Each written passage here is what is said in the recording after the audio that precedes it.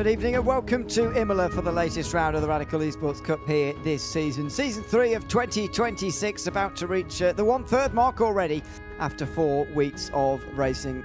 Last week it was Barber Motorsports Park, and it's a similarly tight technical racetrack that we're at here today at Imola. A Grand Prix circuit though nevertheless, and the size of these Radicals should help us to have still a very good race. Sophie and Larry, JR Gregory going to be bringing you the commentary here tonight on the iRacing and Racesport TV channels all across. Good to be alongside you, JR, once again. I must say, Imola is not my favourite circuit in the world, but these Radicals are small enough and slow enough, although still pretty quick, to make this circuit very interesting and actually raceable as well, which is, you can't say the same for every category of car in iRacing.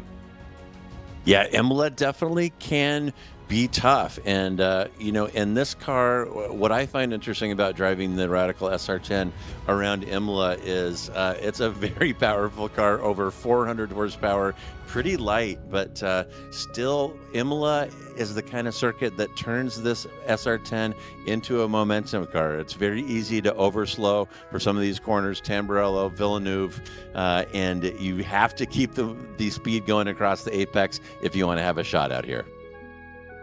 Yeah, absolutely. This is the remainder of the schedule. The technical racetracks will definitely continue at Road Atlanta in 1 week's time. Of course, we'll bring you them all live as we always do. In terms of the standings so far, there'll be very early standings, of course, but Peter Eveny is leading the way by 15 points over Brandon Hawkin. Jake Williams is in 3rd place in front of Ketil Larson, with a bit of a gap then back to James Barry, who's fairly comfortably in front of Max Davies, who's in 6th place. Ollie Gullickson, Heinz Braun, Dennis Kirkopoulos and Andrew Mitchell round out the top 10. In the Racesport TV standings, Brandon Hawkin is leading those after winning 2 races and finishing 2nd in the other. Jake Williams wasn't here last week, but he still retained 2nd in front of James Barry, who's been in the top 10 all 3 occasions, as has Peter Eveny, Max Davies and Ketil Larson. Ollie Gullickson was only here in the top 5 in Road America. He is there as well. Diego Perez also only at 1 round so far. Mikael Mercedes here and Robert Woodward round out the top 10 in these very, very early points standings. So that's how we stand going in towards Imola here today. Let's say it is still very, very close across the board, and there's not actually very, very big differences between the official standings and our Racesport TV standings as well, because this is normally 9 times out of 10 the most valuable race for the Radical Esports Cup all season, and all week, I should say, throughout the season on a Friday evening here. And as I say, that makes these races very, very valuable. So generally, and the same is the case tonight, we see the top contenders, the top names in these sessions. Brandon Hawkins here, for example. Peter Eveny as well is leading the officials standings. Jake Williams is here as well. So yeah, we've got many of the big names. Even Sebastian Lipper's back here today. Andrew Castro. Some of these names who are coming back after a few weeks away. Yeah, absolutely. There has been a little bit of a shakeup up top. Ivani has always kind of been sniffing around the podium, but look at him right now sitting in P1 on the season. Also newcomer Brandon Hawkin kind of shaking things up. Jake Williams you mentioned before. So maybe going through a little bit of a transition right here in the officials, and it is great to see new blood getting in this car. You mentioned the high points value at this 2100 GMT broadcasted race here on RaceSpot and on the iRacing official YouTube channel. 5K rating here on this lobby. So these drivers are in rare air indeed. Yeah, they're very exciting to watch as well. These races anyway really, but Imola will be as well. 15 in the server here for this one, I believe. Ready to go. Still no time from the likes of Heinz Braun or Jake Williams either here. So some big names, and whoa, that's a slide and a big save from Heinz Braun there, and through the final turn. Goodness me, he should attach some rear wheels to that car. It might help. He just out the final corner and coming towards the line. There's a big gap between 6th and 7th, as you can see, 2 tenths to 9 tenths. I wonder if you can slot in that gap there, or whether no, it would be too slow for that even. So drops into 9th place. Very noticeable gap though. We don't normally see a gap as big as that in the middle of the field, but that definitely defines a top 6, I would say, of drivers who are properly comfortable around here. Yeah, pretty interesting. We're usually packed up pretty tight up top, as you say, and I kind of like to look at the 1 second club up top, and only 7 drivers right now, separated by point 0.9. But Imola, very, very tough racetrack, and as I said, overslowing can be a problem here. Another problem here is the curbing, and we're going to watch James Berry coming up here to Varianti Alta, and you see him 4 wheels off the ground twice there. And these drivers on every lap are going to have to make that calculation how much they want to straighten out Varianti Alta, and because it is risky, and doing it for lap after lap can have consequences. And I promise you that somebody is going to suffer consequences right there before this one's over. Yeah, I'd imagine so. Brandon Hawkins has taken the pole here tonight, though, as he has had a brilliant start to this season. He's alongside Peter Eveny at the beginning of this race. James Barry and Andre Castro are then on row 2, in front of Sebastian Lipp and Hobart Gullickson, who round off row 3. Then you've got that big gap back to Mikael Masesiet, who's ahead of Jake Williams. Ketil Larsen and Heinz Braun then round out the top 10. George Gonzaga and Rodrigo de la Cruz round out row 6. Ole Henrik Gullickson, Chris Retz and Ryan Stringer round out the field. All 15 drivers qualifying here tonight. And it's a deceptively long run towards turn 1 here at Tamburello as well. So watch out for this run, because anyone with a good start might be able to gain some places before they've even hit the brakes for the first time. Yeah, 2 right. And remember, folks, no traction control, no ABS. And the drivers at the pointy end of this field are going to have that dual clutch set up to get these things moving. And it is a challenge to get them moving on ice-cold tires. That long run down into entry to Tamburello. Stuff could happen here early. We're going to cross our fingers for a clean start here, but things can get messy here at Imola early. So here we go as the time ticks down. Still some guys not on the grid yet. Andre Castro is leaving a big gap there on the left-hand side, as you can see. Surely he'll be on the grid in time for the race in a few moments' time. Hopefully he will anyway. Chris Retz at the back is there in time. Castro's still not there just at the moment. Would start from 4th place if he's able to get himself onto the grid there. No, he's still not there. Well, this is getting a little bit concerning. With Andre Castro not on the grid at the moment. There we go, finally he's there, just about in time. But yeah, he will now trigger the start sequence and will be ready to go from Imola. Round 4 of the Radical Esports Cup season is underway, and a very slow start in the background, but for the most of the top contenders, they get away very cleanly here. It was De La Cruz who gets away pretty much nowhere in towards turn number 1. Into turn 1 they go, and it is Eveny with the better launch from Brandon Hawkins, and he takes the lead here, but he slides very much there through turn 2, and here comes Hawkins straight back at him again, and James Barry's going to try and follow as well. Eveny had it in his hands, and he's dropped the lead now. Oh, and Barry's going backwards as well. A little bit of a lock-up, bit of side-to-side contact as they come through the chicane, the Villeneuve chicane there. Barry's still going for this, as is Castro, who's jetting past the inside of Eveny there, and he gets back through. Hawkins gets away with on there after losing the lead. He's got it straight back again. And Castro cashing in right now, has jumped up too, but being challenged by Eveny on the inside here, side by side, and some incredible side-by-side racing off the start here at Imola. We see somebody going off in the back. I think that's Sebastian Lipp, and I bet that he had help there, Ewan. But man, oh man, what an amazing clean start in these radicals, and that is what a 5K split looks like coming off the line at Imola. Absolutely, there's a lot of contact as well. Oh, he did it on his own. Wow, you don't see that very often. Sebastian Lipp there just clipping the grass on the way towards Piratella and going off wide. There's plenty more to look at, by the way. Gonzaga has gone off along with Stringer, and there was also an off-track moment. I think it was Barry involved in it, but I'm not entirely sure. There is James Barry down the inside into Peter Eveny, into Ravazza, and he gets through. Look at the stretching out of the front of this field here. It's generally what happens when you fight so hard. You generally stretch out the field quite a long ways, and that means that, well, yeah, I mean, look at it. I don't need to explain it to you. It is stretching out already here at the very front of the field. Are we going to see 3 wide in towards Tamburello, maybe, as James Barry gets to the inside of Peter Eveny, who can't work it all the way round. Having to back out of it as well as Heinz Braun, who's up to 7th place. A lively start for those who haven't escaped at the front of the field. Evany dropping like a stone here. That's a -4 for him after that incredible move down into Ravazza by James Berry. Caught Evany flat-footed. Wasn't expecting that one. Pretty unusual place to stuff it in, but Berry making it work there. And Jake Williams, by the way, sitting in P4 right now. That is a +5 for Williams, getting his work done here early.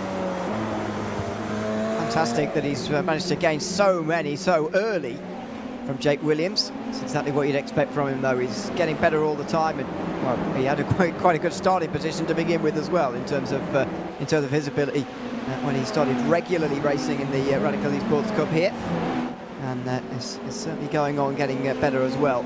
And so far, got a first and a second to his name this season. Wasn't with us last week, but nevertheless has had a great start to the season. Brandon Hawkin has been with us on every occasion this season. He's finished first or second on a Friday night every single time, so pretty remarkable start. But he is being reeled in by Andre Castro, and to be fair, he hasn't been in the same server on a Friday night as Andre Castro yet this season, so this is the first time to see these two together. Yeah, absolutely. Get that popcorn ready. Hawkin versus Castro is going to be something to behold. Only 3 laps into this one with, 14 remaining. There's Gullikson kind of sniffing around in the background with Jake Williams hanging on for company, and Berry as well. But kind of the new guard taking over up top. There's a number of past champions on that list. Castro's one, Gullikson's one, James Berry is one as well. But Hawkin definitely showing up and showing his skills in this SR10. Absolutely. We go through Toza. Castro is not going away just yet. He is going to persist here. He's going to continue to challenge. Over the top of the hill at Piratella they go. Look at this further back. It's battle and just continuing on here. Heinz Brun with pressure from Mikhail Masses here. But he is not going to get through there at the top of the hill, as you can see, quite. Jake Williams not that far behind Henrik Gullikson either. There's little groups all over the place at the moment, I feel, rather than sort of one really large group. But that's what you see at Imola. It's not a drafting track, but there is a good deal of slipstream for you on the front straight as well, which certainly does help. Yeah, for sure. And Hawkin doing a great job managing that gap behind to Andre Castro. I saw it get as low as a half a second. And right now, as they're preparing to queue up here to get back on that pit straight and stretch it out to 0.8. So that's what Hawkin wants to see. That is within draft range of these cars. Anything around 0.7, 0.8, they're going to get a huge tow down this long pit straight. But Hawkin so far doing a good job. And here comes a look. That is Williams looking down the inside of Gullikson. Nothing Gullikson can do here on the entry to Tamburello. That will put Williams up into P3. That is a +6, Ewan. Williams on fire. Absolutely. Fantastic race from him so far, really is, from Jake Williams. Let's say 2 top 2s so far and 1 no-show. But if the 2 ahead of him, the 2 North Americans ahead of him, Hawkin and Castro, really start to fight, then there's no reason why he can't get on terms with them. It is a second and a half, 2 seconds or so up to Castro. And as soon as he's got the slipstream there, the gap comes down exponentially quicker as well. So he's not out of this yet, Jake Williams, but I think he will be ruining qualifying based on the pace that he has. He could have qualified much better. Yeah, Williams showing some pretty good pace. Just a quick look. Looks like James Berry is the fast man right now with about a 1:37.2.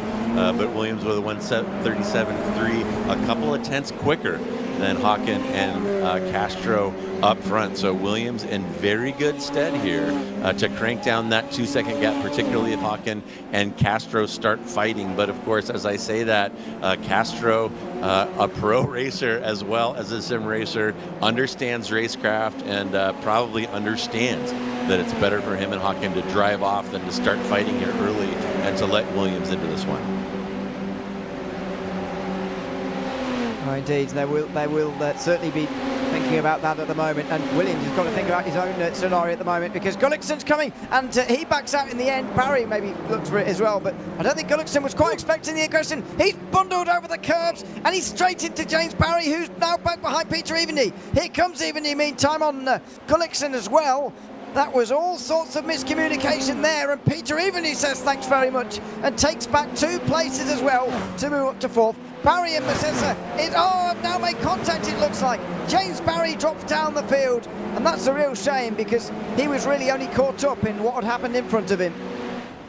And Barry takes a tow there. Barry has given up, and yeah, that was disaster. It all started with Barry pressuring Gullickson. Gullickson overcooks that entry to Tamburello, overslows. You'll see it right here, and then doink.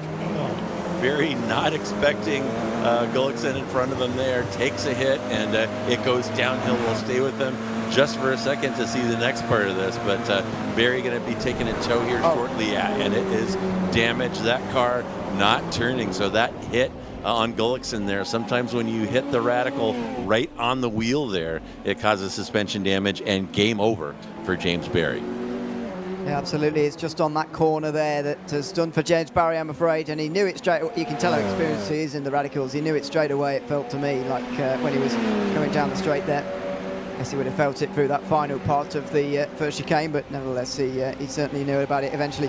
Masessa now has really dropped down the field outside the top 10 in the last couple of moments as the battle for the lead goes on bottom right. They're going to stay single file. What happens to Masessa? He's been hit by Heinz Braun. And, well, that looks pretty... Well, it didn't look like Masessa's fault, let's put it that way. Heinz Braun does end up battling with Sebastian Lipp, who I think gets back past him again as well, by the way, but it did look rather like Braun just hit the Maltese driver there. Yeah, too right, and back on board with Andre Castro, and I had said that Hawken was doing a good job managing that gap behind, and Castro has taken a full half second out of Hawken. You see it right there as they come up out of the Adatosa, up the hill, down here into Aqua Minerale, and Castro lighting the wick here, about 10 laps remaining, and this is the point of the race where Castro starts to probe. He'll start to show his nose and start to calculate where he can strike down the stretch, but Hawken definitely with his hands full, and you said this was their first close encounter, so be fascinating to see how this unfolds. Yeah, it certainly will. It's got a long way to go yet, this story at the front of the race. But, as you predicted, they've both been just keeping an eye on Jake Williams in behind, and they have known that if they fight too soon, then they will just be inviting him into the fray, and they don't want that. So, they run single file still, even if Castro is probably in range at the moment. He's sort of in the outer range, if you like. Can't quite do it in towards Tamburello this time either, and comes Jake Williams trying to do the same. Heinz Braun on the back of Sebastian Lipp here. Can't quite get himself past in towards the first chicane either. And when you make contact with somebody like what Heinz Braun just did, it does always make you a little bit nervous of running into the back of somebody else. I know that after running back into the back of plenty of people in my time. He might well just be taking it a bit carefully, at least for the next couple of laps. Yeah, Braun with an audible lift there on the approach to Tamburello. Might have had a crack there to press his case, but is going to give Lipp a reprieve at least for the time being. But Lipp, kind of unusual to see him where he is in the field right now, running in P6 with pressure from behind from Braun. So Braun showed up getting some work done here. Braun up 4 right now and hoping to make it 5 with a pass to put him past Lipp into P6.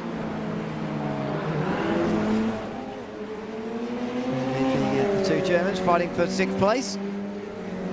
Two North Americans fighting for the lead here, approaching half distance at Imola.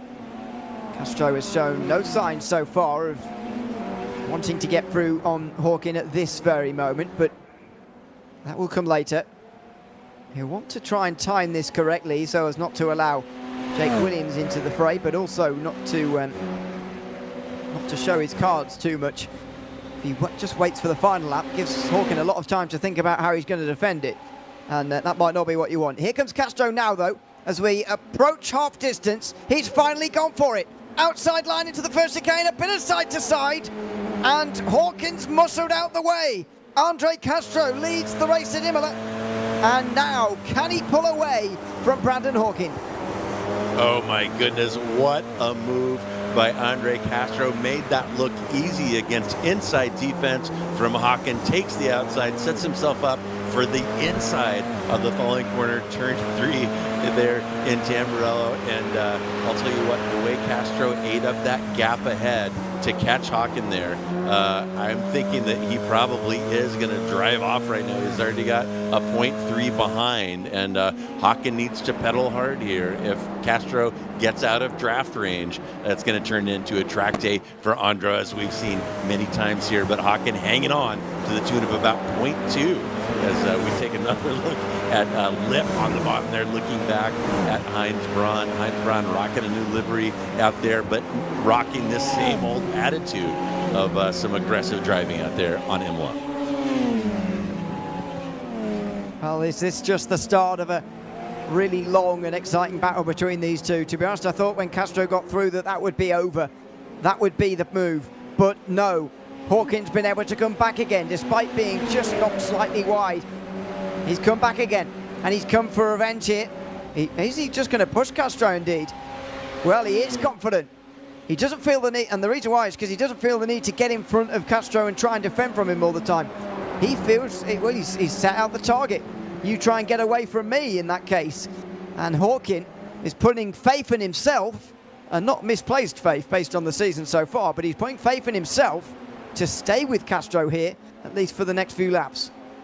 Oh my gosh, and that was all that exit out of Ravazza. Hawken getting a great drive right there, getting right up under the rear wing of Andre Castro and giving him a little smooch to help him down that pit straight, and keeping an eye, as we said, on Jake Williams. He's got that gap down to a 1.5 seconds. So Jake getting his work done out there as well. And looking at the fast laps, I'm going to say that Williams right now, the fast man on the track with a 1:37.191, or actually that's just a hair off of Castro, but Williams putting down some fast laps right now. Yeah, I think he's going to get there.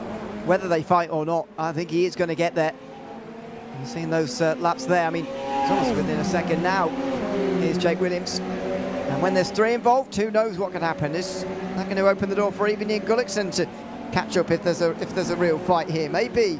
But coming out of the final turn again, Hawken has often got a really good run out of here, actually, as he gets on the back of Andre Castro, and he's going to push him again. So he's not quite willing to go all out for this just yet. But again, it's a remarkable show of confidence from Brandon Hawken, that he's pushing on Castro. Well, maybe he understands that he's got a 50% chance of winning as it is right now. He's got a 33% chance in just if you round the maths. If Jake Williams catches up, it's an interesting thing that he's doing here, because you don't often see someone who's just lost the lead helping the guy who's just taken that lead off him. Yeah, trying to help himself, I think. And look at Williams crank down that gap. My goodness, it's down to 0.7 as they enter Tosa. And that means that Williams has taken off a full second in 2 laps. And it's kind of hard to conceive at the pointy end of this field. Everybody is insanely fast, but Jake Williams putting down some laps. And I'll tell you, Brandon Hawken owns that exit of Ravazza onto that start-finish straight, and that may have race implications down the stretch at the end. We'll see what happens, but Hawken definitely closing the gap ahead when they come onto that start-finish straightaway. Well, this is just an extraordinary battle at the moment, extraordinary situation. Because at the moment it looks like, despite their efforts here of Andre Castro and Brandon Hawken, they're not able to keep Jake Williams far enough away. So does that mean Hawken's going to just fight anyway? Does he understand that this is going to catch, and so he's just got to go for it, or is he waiting a bit further? Because to be fair, on the straights, look, the gap just goes out again. So maybe this is sustainable. Maybe it's sustainable that Williams can catch them in the braking zones and through the corners, and if they just pull out another few temps every lap on the front straight, then maybe they've got a sustainable gap here to manage for the rest of the race, at least until the very final laps of the race. But right now it seems like this race is teetering on a knife edge. Yeah, and the trick here, Ewan, I think is going to be, there's not going to be a last lap pass for the win. I think the pass for the win is going to have to be into Tamburello on the penultimate lap. Hawkins going to have to make a move and hold off Castro for that final lap if he's going to make something happen here. Williams still lingering around back there about 9/10. These guys are doing their best to keep away from him, but Williams closing.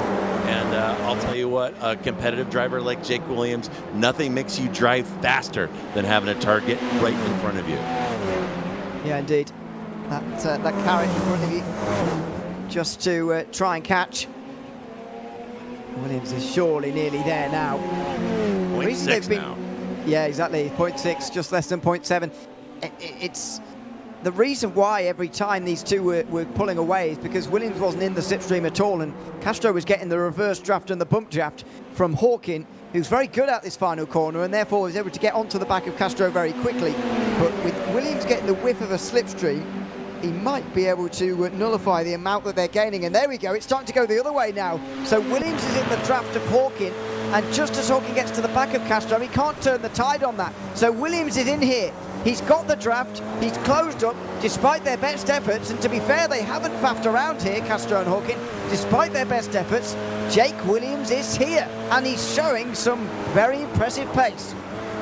Absolutely, Williams has joined the party. Look at that gap, it's under 0.4 now.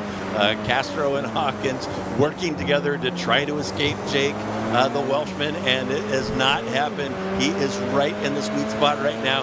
5 laps remaining here, plenty of time, and it's going to be fascinating to see how Williams is going to elect to attack. He needs a twofer here at some point, or who needs to pick him off one at a time, but running out of time. And I wish I could step into Williams' mind and hear the end game that he's formulating right now as he watches these cars ahead of him. It's just so much more complicated for all of them when there's 3 involved rather than 2. And that will be a bit of a changing of the mindset for Castro and Hawkin, who surely would have had a plan in mind as to what they wanted to do if they'd have had much time to think about it in between trying to distance Jake Williams. They would have had to plan out what they wanted to do there and had to go on and now actually execute it. But in the end, Jake Williams has caught them anyway. And of course, that was always Williams' plan. He was always planning to catch the 2 of them as the third of a 3. And so he might well have had a bit more time to think about this and how he's going to attack this race. Now Hawkin is set free by the constraints of a driver chasing them behind. He goes to the outside of Castro, who just lets him go because Andre Castro does not want to lose 2 places. He just settled for the 1. Yeah, Hawkin has seen enough. He's watching those laps tick down, and I'll tell you what, now he has got to light the wick. If he's got some secret sauce, it is time to put it on, because Williams right now only about 0.4 behind, has shown the capacity to get through traffic, and Williams right now sitting up 6. That is a advance of, my goodness, from P9, and if Williams is going to get a victory here, that'll put him up 8 after qualifying 9th, and will be one of the epic drives so far of the season. And look at that gap right now. Jake Williams all over Andre Castro, and as we get near the end of lap 13. Yeah, as you say, it would really be one of the great drives this from Jake Williams if he were to be able to do this. We don't see runs through the field like this, all in all honesty, on a Friday night too often. Generally, they're so strong in qualifying, so good at qualifying, that they are at the front anyway, or it just takes too long to get through the field and get up to a position like this. I mean, Williams hasn't found it easy, there's no doubt about that. But he is here, and that's the most important thing for him now. Castro has not had a great lap. He is slipping away from Brandon Hawkin. So what does Jake Williams do here? Does he save Castro and hope that he can stay close to the Canadian out front?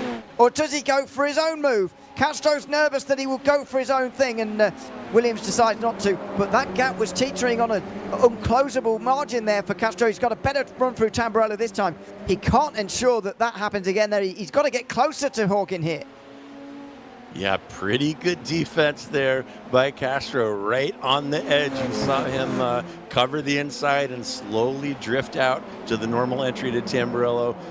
Not really moving in the braking zone, but about as close as you can get. So some stout defending by Andre Castro. That gap behind Williams now 0.3, and Hawkin has got to be loving what he's seeing in his relative as Castro and Williams go to war for P2. This is just music to his ears for Brandon Hawkin right now. If indeed it's Williams versus Castro for second, but it's not quite ensured at the moment. It's 0.4 of a second only. There's still chance to close there. Oh, and a bit of a slide there through Variante Alta from Hawkin that time. He was a little bit wide. That might well be an off track, but you do get a few of those, so we'll get away with it for the moment. In towards Rivazza. Castro super close with Williams there as they get on the brakes. Williams has got to try and make a pass this time round, I think. He's, or maybe he's going to push him even. So look how close he is coming out of the final turn there. Hawkin is trying to break the slipstream here, and Williams has got to be very careful with what he does. And he's going to go for it here. He's going to go for it. And this is Hawkin's dream here. He wants these two to go side by side and effectively roll out the red carpet for him. And Williams can't get it done. But that's 0.5 of a second now, nearly 6. And Brandon Hawkin, surely the favourite to go on and win this race. It's going to take a big, big effort now for Andre Castro to get back on terms. Great fight right there between Williams and Castro. And to be quite honest to you, Williams, a newcomer, his entry into the community, not super smooth, had some controversial moments, but right there you saw the highest degree of respect between he and Castro coming down that pit straight, and Castro somehow able to outbreak Williams on the inside, entering Tamburello, and Hawkin has got to be loving this. Look at that gap, 0.7 now, and Hawkin sitting pretty. With the white flag being ready next time round, surely he is odds-on favourite now with the gap that he has. A very, very smart race from Hawkin, and I wasn't fearful of changing strategy as well halfway through. He was working with Castro at one stage, even despite having just lost the race lead. He was working with Castro to try and keep Jake Williams away. When it was clear they weren't going to be able to manage that to the degree that he'd like, he went for the move. He went for first, and it's shown actually that he's had the speed all along, and it's been the slipstream and the tactics that have been keeping him in close here over the course of this race. Can Williams get into second here as the white flag waves, or is this going to be a 1-2-3 that follows one another all the way home? It looks like it may well be. It won't be for fourth, as Peter Even, he defends hard from Hubert Gullikson, who only on his second top 10 of the season here on a Friday night. Gullikson right round the outside, late breaking move, and he moves up into fourth place. Oh, that outside move into Tamburello by Gullikson. That is how you get the Imola merit badge right there. Overcoming that inside defense into Tamburello. Great stuff there. And yeah, it looks like it's going to be Hawkin from Castro, from Williams. Not trying to jinx anybody right now, but I got to say that Williams has the pace. He's going to be kicking himself about his performance in qualifying. And Castro has been very, very good on defense here, and of course great racecraft by Brandon Hawkin, staying calm, calculating when to make the move, making it at the right time, and he's going to cash in on a win for his trouble. A great drive by the entire team, and really the entire field, as we've become accustomed to here, 2100 GMT every Friday. What a fantastic race here at Imola tonight. 16 laps of fantastic action. These radicals showing that even some of the more difficult circuits in terms of overtaking can be made exciting. Brandon Hawkin out of the final corner. He's going to crown himself victorious with this one. He's taken 3 in a row now on a Friday night. He's beginning to take charge of this time slot. Brandon Hawkin crosses the line first and wins at Imola in front of Castro and Williams, who crashed with each other over the line. Don't forget, they've got previous. It was a clean battle between the two of them on this occasion, though, and they round out the podium.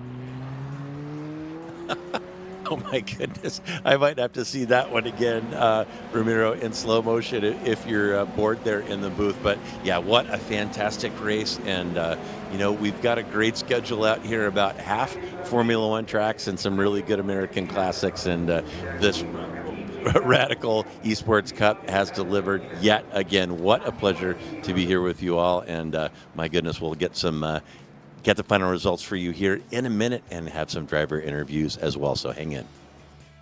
Yeah, indeed. Hopefully we'll be able to chat to Brandon Hawkin for the first time. Here's your slow-mo. I never know with these two whether they're still mad at each other for that race at Spa about 3 months ago or longer, or whether they're just messing around after the race here. But there you go. I know they weren't too happy with each other after that race a few months ago, but there you go. It was a while ago now. Anyway, Brandon Hawkin takes the victory here tonight. Again, third in a row, by the way, on a Friday for him. Andre Castro and Jake Williams complete the podium. Hovig Gullikson got past Peter Ivany right at the end, as we saw. Ivany ending up just in front of Sebastian Lipp, who got back to 6th place after going off in the gravel at Piratella at one stage. Ketzer Larsen, Heinz Braun, George Gonzaga and Michael Masesa round out the very high-class top 10. Rodrigo de la Cruz, Chris Retz, Ole Henrik Gullikson and Ryan Stringer round out those on the lead lap, with James Barry 12 laps down. Well, what a fantastic race that was. Hopefully we'll get to chat to Brandon Hawkin before we finish tonight, but Andre Castro's already in. He's just got himself there in time, Brandon Hawkin. Just I was about to go to Castro. I'll bring Brandon Hawkin in, hopefully for a chat. Brandon, welcome in. Good to have you with us, and congratulations on the race win tonight. From Imola. How was that there? Changing tactics, changing scenarios all around you there. Jake Williams catching yourself and Andre at one stage. You seemed to be working together for a little bit before you went and took the race lead. Tell us about your changing thoughts on the scenario as it developed around you in that race there. Thank you. Yeah, glad I found you guys. Yeah, it was man, that was really tough there. Yeah, Andre was super quick, and Jake had a ton of speed. He was catching up real quick there, and yeah, I was working with Andre there just to like keep us away from Jake for as long as possible, because he had a ton of speed. And once he got close enough, I was like, you know what, I should probably go now and try and get the lead. I don't want to be like defending while trying to make a pass. So yeah, that was so I went, and then from there just trying like all I could just to get a little bit away from both of them, and man, that was tough. And then towards the end they got battling, so I thought I'd try and keep them side by side, and it worked just enough and to make it so I didn't have a battle going into turn 1 on the final lap. So man, that was a really hard fought race. Hats off to both of those guys. That was a ton of fun, and man, yeah, it's been a blast so far. Well, yeah, tell us a little bit more about the season as a whole, because we've obviously seen you in the last 4 weeks now in this in this time slot, in the Radical Esports Cup. How have you been finding these races generally? Because on a Friday night on the broadcasted races, you're 3 on the bounce now. Yeah, it's been a lot of fun. I just picked up this car not too long ago, and I thought I took a drive, and it was like, man, this thing is a lot of fun. So, man, I saw the broadcast race was on Friday at 5, and so you know, like I'll go for Road America, see how it goes, and man, it's been a ton of fun. Things like it's difficult to drive, but it makes sense, and it's lots of draft as well. It makes for some great strategy, and some like really tight racing, and man, it's been an absolute blast so far. Well, congratulations on the win tonight, and thanks for chatting to us at the end. Thank you guys. Have a good one. Cheers. Thanks very much, Brandon Hawkin, the winner tonight, and indeed 3 on the bounce now for him in this Radical Esports Cup. Andre Castro finishes in second tonight and joins us as well. Andre, welcome in. Second place for you tonight. Is there anything you feel you could have done to get ahead and beat Brandon here tonight, or do you feel you got the most out of that? Oh, yeah, I got the most out of it. I mean, he was incredibly quick, and he's kind of the caliber of driver that, you know, I've been wanting to join the series for a while now. Someone who's had a ton of success in other series, and just is incredibly quick, and you can measure yourself against. So, yeah, hopefully, I don't know. Hopefully I can beat him at least one race this season. But you know, this track's definitely not one of my strongest. But at the same time, I put in a good amount of practice, and he just had too much. But it's good to have him in the series, and you know, hopefully we can attract some more elite talent over here. Talk us through the tactics of that race there that seemed to change. You were initially trailing him from the beginning. You took the lead fairly early. He trailed you for a while, then took over the lead, and that's how it stayed. Was there much sort of tactics in there, or how would you describe that sort of period of the race where you flipped the lead a couple of times between the two of you? I mean, I figured from like practice and qualifying that he had more pace than I did.